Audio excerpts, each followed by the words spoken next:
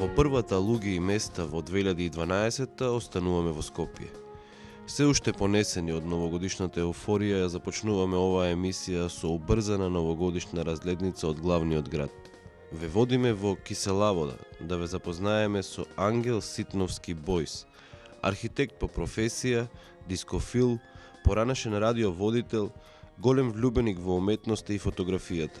Тој во својата колекција, која страствено ја собира скоро половина век, има преку 25.000 носачи на звук, најчесто плочи и компакт дискови, како и DVD изданија на концерти од неговите омилени бендови. Дел од нив и со автограми од самите музичари. Бендови кои повеќето од нив ги има слушано во живо ширум Европа, но вели дека најсладко му е кога дома, во Скопје, ќе слуша во живо токму некој од нив. Со повеќето од нив се има и сретнато лично, потпишувајќи му ги нивните оригинални винилни и CD изданија, дел од неговата музичка колекција.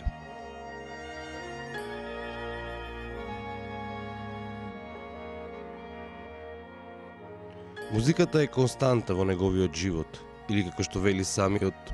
Знаеш како што во еден филм музиката е составен дел од филмот, така и во мојов филм музиката е составен дел од животот.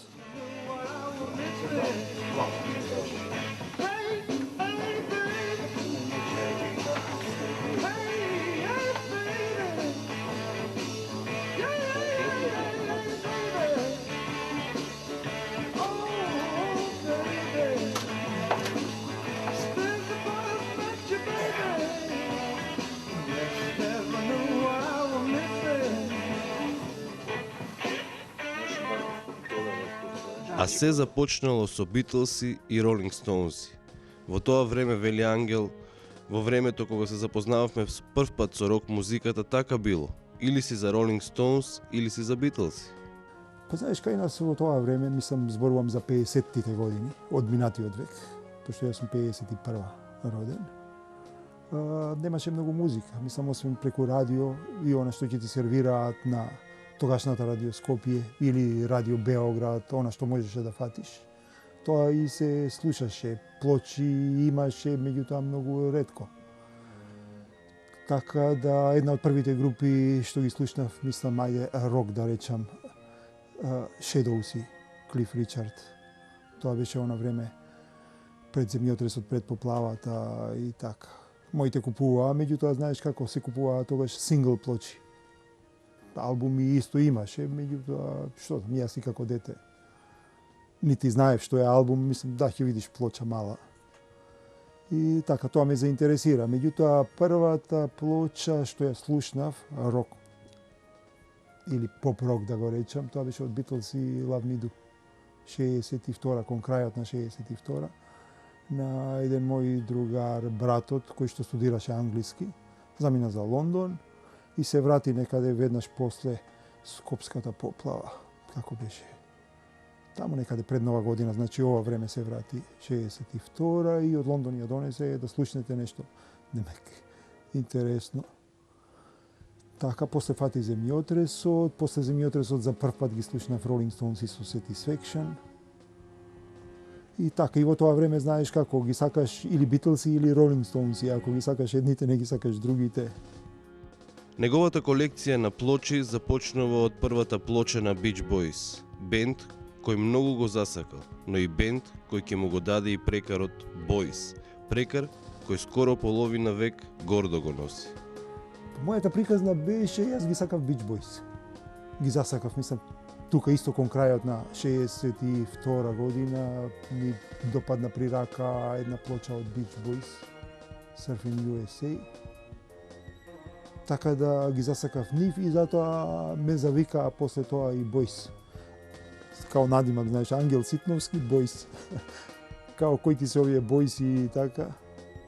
Мислам, и си ги сакав, купував плочи во тоа време, она што можев да најдам, иако тешко се доаѓаше нормално до плочи. Значи 11 години сум имал. 11-12 години.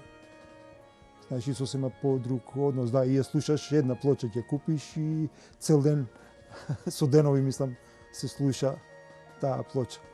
Мада сега, знаеш, имам толку многу и плочи и цедиња, па некогаш се фаќам вака да не знам што да слушам и не слушам ништо. Од кога имаш премногу, да. А тогаш, да, имаш да речеме 20 на 30, 50, мислам подоцна. И сите ги слушаш, знаеш што сакаш да слушнеш. Сега кога имаш избор, не знаеш што да слушаш. Лондон е најчестата дестинација од каде стигнувале ретките музички винилни изданија. Денес е лесно кога си во музичка продавница и ја одбираш пред тебе плочата што сакаш да ја купиш, вели Ангел. Но повозбудливо било кога се чекало 2-3 недели да стигне пакетот во пошта со омилената плоча. Во тоа време, например, да, имаше и автобуси кои што одеа за Лондон. Еден автобус имаше од Истанбул преку Скопје, кај Компас тука застануваше. Така да можеш слободно, мислам, во тоа време не ни требаа визи, слободно да си извадиш карта, ако имаш пари. И многу мои пријатели отидоа така и работеа во Лондон. Се до оној период веќе во Југославија кога не ни воведоа визи. Така да често после тоа, значи зборувам за оној период после 66-7 и така многу одеа до Лондон, купува, работеа таму па ќе се вратеа. Така, меѓутоа јас како и доста од моите пријатели порачувавме плочи. Тогаш стававме динари во плик, ќе ги завиткавме во индиго, па пликот после хартија и така и ги праќаш горе во Лондон и во тоа време динарот ни беше конвертибилен. Така да без проблем ќе ставиш 100-200 динари или не знам таму колку, ти праќа плочи. И голема радост беше кога ќе дојде пакетот со плоча во пошта, да го отвориш, да видиш што си добил. Денес дискофилите уживаат во уникатниот звук кој го дава винилот. Но како било некогаш? Да, на еден стар супрафон, кој што да, кога ќе слушнам сега некоја плоча од тоа време, крцка, шушти, затоа што немаше ни игла, мислам, ни подесување на тежина, како што гледате сега да речеме овие рачки позади, може да се подеси тежината, па сега таква глава диаманска и така натака, тогаш кристални глави некои, да, ама не ти беше битно. Со еден монозвучник, не слушаш стерео, прв пат кога слушнав стерео, вака се воодушевив и така, и цел ми беше да купам некој подобар систем. После купуваше еден па друг и така.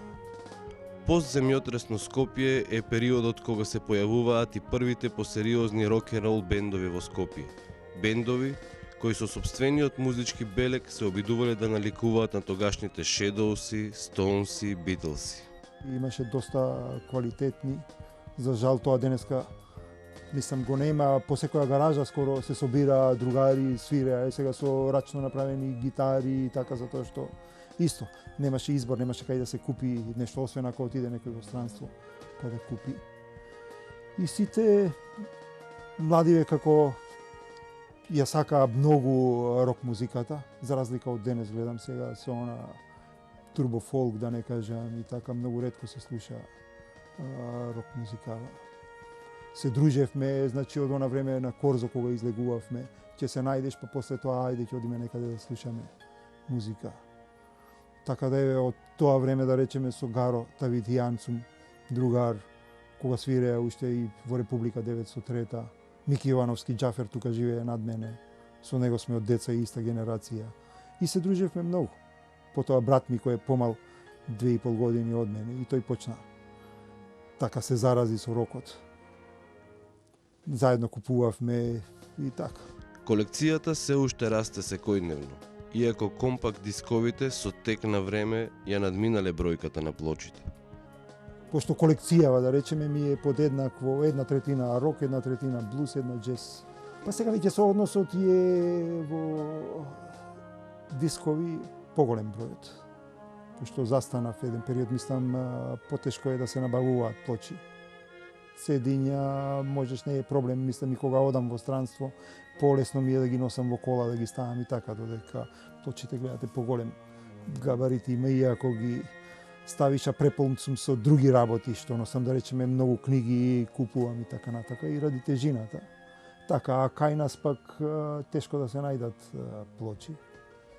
Да, има една продавница сега, second hand продава и така, меѓутоа не е тоа. Иако би сакал нормално од ова новиве сега плочи 180 грамски винил, кои што се многу добро снимени и у секој случај звукот на плочата е многу подобар него звукот на CD-то. Концертите во живо се посебно доживување. Ангел ги гледал во живо повеќето од неговите омилени бендови. Се уште активно ги посетува големите концерти како во регионот, така и во Европа. Па да, нормално кога слушаш, сакаш да ги видиш изведувачите на концерт, дали стварно звучат како што звучат на плоча. Да, и многу светски имиња се уште подобри на концерт отколку на плоча. И мислам доживувањето е сосема подруго. Тоа ти е нешто, знаеш, слично како кога гледаш филм на телевизија или кога гледаш филм во кино. Мислам, сите сетила таму се напрегнати на концертов. И сега ја сакам, да, многу од светскиве имиња сум гледал по концертиве на секаде низ Европа, патувам, ако има некој добар концерт. Па добро, први концерти, да речеме, да, Jethro Tull, Blood, Sweat and Tears во тоа време, Сантана, Rolling Stones, таму 70-тите години кога доаѓале во Загреб, тоа беше исто воодушевување. И да, тогаш нормално млад, те воодушевуваат, знаеш, имаш некои идеали, замислуваш некакви работи. Не толку музиката, колку што си опчинет со музичарите, со изведувачите, да не си го видел на живо. И знаеш, повеќе гледаш што прави на сцената, отколку што слушаш, додека сега е пак обратно, повеќе слушам. Мислам, не ме засега тоа веќе. Да, па онаму кај што можам, да, сакам да фотографирам. Жал ми е, например, ете така, крајот на 60-тите, 70-тите години, кога сум одел на некои такви настани. Тогаш и можеше да се слика, дозволува, немаше проблем, што немав апарат и не можев да се сликам. И сега се подсетувам така, и дали бев на тој концерт или не, знаеш, ќе ми текне. Мислам, а друго е кога имаш фотографија, знаеш дека си бил како архива некоја. А и сакам, мислам, се бавам со фотографија, сликам. Така да, особено тука во Скопје, кога доаѓаат познати изведувачи, имам можност, да речеме, да ги сликам, да се сликам и така. Одејќи на концерти ширум Европа, со повеќето од неговите омилени музичари се има сретнато и лично. При тоа носејќи ги на концертите нивните оригинални изданија за автограми. Тие автограми им даваат антологиска вредност на тие изданија. Па многу, да речеме, еве од еден B.B. King, Чик Корија, Лени Уајт, Уейн Шортер сега, кого, многу мина, не знам, Мередит Монк, Херби Хенкок, мислам и на сите им носам и плочи да ми ги потпишат плочите. Така, ќе направиш муавет малку, некои се изненадени многу, така кога ќе видат некоја плоча која одамна ја нема. Како се нашла, се чудат, знаеш, во некој Скопје на оваа плоча.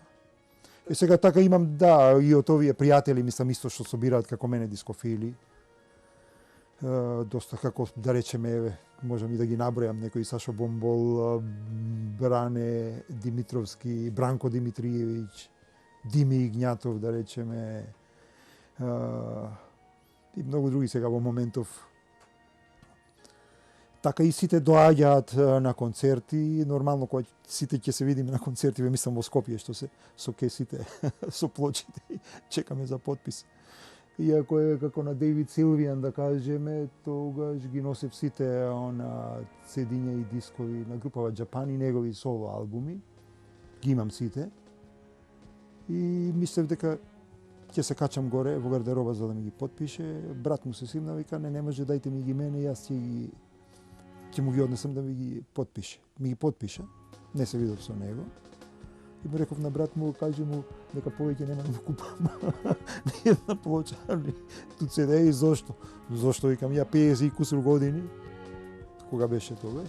Викам, сум дошол сега озбилен, сакам да се видам и така, да поправам муабет за музикава и така, затоа што на некој стварно им е чест кога ќе почнеш да зборуваш и го пратиш, ја пратиш нивната работа, да речеме, и на сите им е мило. А сега овој не сака да се види. Викам, не купувам веќе. Кажи му така, и стварно не купувам повеќе.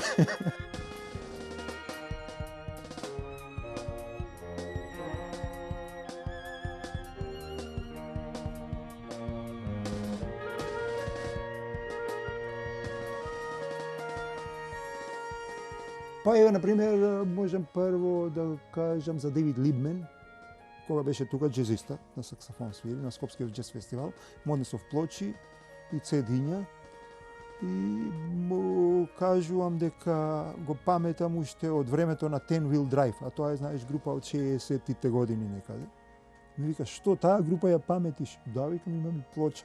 И сега ги собра сите музичари, да ме келате да слушнете некој тука на Балканов, ја слушал в групава Ten Wheel Drive. И сите плочи нормално ми ги испотпиша, се испрегрнавме дури и така. Со Џо Завинул исто од Weather Report почина, за жал. На првиот концерт кога му ги однесов плочите и на последната плоча од Weather Report има една малецка сликичка, че да, ја ставив там, каде што се мајка му и татко му, и кога почна да ми зборува за мајка му и татко му, какви луѓе биле, што потоа почна да ми раскажува, пошто му однесов 2 албуми од Майлс Девис, кај што свири он во составот на Майлс Девис, како свиреле, што правеле и така. Со Биби Кинг исто во гардероба едно саат време некаде, заедно со брат ми се задржавме, водејќи му абети. Човеков се расприкажа, иако му носев скоро сите албуми негови, што му излегле, меѓутоа само 5 ми потпиша. Мислам, толку даде менаџерот, иако тој беше расположен, немаше проблем, знаеш, за потпишување. Сликањето е негова пасија и љубов, покрај музиката, се разбира. Па јас со сликање, можеби имав среќа уште како мал, значи на 6 години. Пандиловски, еден од старите мајстори сликари македонски, ми предаваше, во Пионерскиот дом Карпош одев, тој тука некаде во близината живееше, иако тогаш мене можеби и не беше многу стар, меѓутоа ми изгледаше на 6 години, знаеш, престар. Тој, например, ме учеше да цртам и да сликам во тоа време. После да, на факултет кога отидов, тука беа Белогаски, Мазев, па асистенти ми беа Владо Георгиевски, Шемов и така натака. Фотографијата исто така е негова голема љубов. Во минатото фотографирал со фотоапарат на филм, а во последно време тој е заменет со дигитален фотоапарат. А љубовта кон фотографијата е иста. Фотографијата е одамна, меѓутоа сликав со филм. Не дигитални. Дигитални почнав да користам од пред 3 години. До пред 3 години бев упорен на филм да сликам.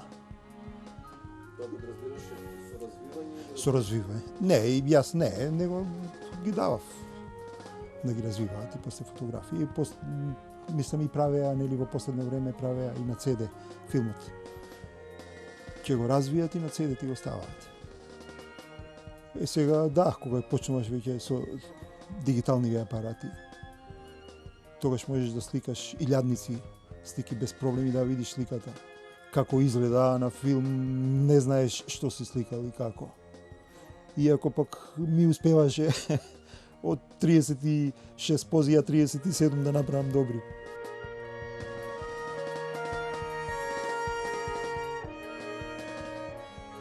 Понареков кога одам на концерти, нормално да, сакам да сликам. Кај што можам. Сега некогаш овој апарат го носам, меѓутоа кај што не ми даваат со овој, тогаш имам еден помал, кој што го шверцувам, па некако се крадам фотографии. Иако да речем еве во Белград, кога бев на Джеф Бек, еден од најдобрите светски гитаристи на неговиот концерт. Джеф Бек, мислам, не правеа проблем на врата дали носиш апарати или не и кажа на првите 3 песни сите што имаат апарати нека излезат пред мене да сликаат, нема никаков проблем. И нормално го испосликавме. Штета што, например, Гери Мур пред неколку години кога беше во Софија, тогаш не го земав апаратот, мислејќи дека нема да ми дозволат да сликам. И он исто на крај, сите рече кој има апарати и кој сака напред нека дојде да го слика. Човеков почина, а јас немам фотографија од неговиот концерт и ми е жал стварно. Ние ја започнавме оваа 2012 со оваа прва емисија. Се гледаме за 7 дена на некое друго место, кај некои други луѓе.